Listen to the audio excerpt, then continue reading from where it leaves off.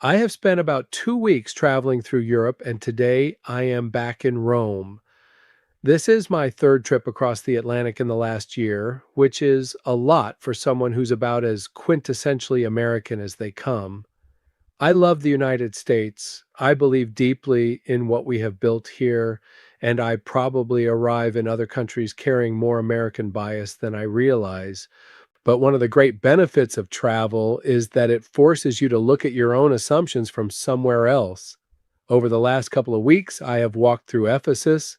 I have stood inside the Colosseum. I spent time at the Vatican and traveled through Italy, Croatia, Greece, and Turkey. Everywhere you go, you run into different traditions, different priorities, different ideas about community, work, family, architecture, food, and what makes a good life. Some of it makes me appreciate America more. Some of it makes me wonder why we do not do certain things differently. And some of it simply makes me realize how much I do not know. That's probably the part I value most.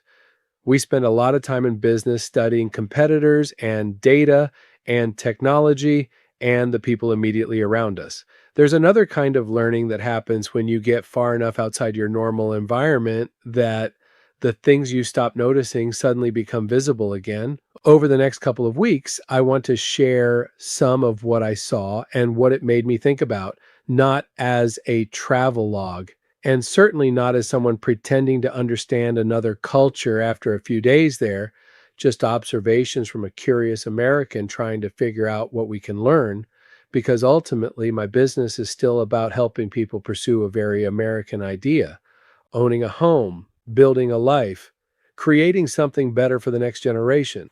And there may be things we can learn from people who have been building homes and communities and civilizations for a few thousand years longer than we have.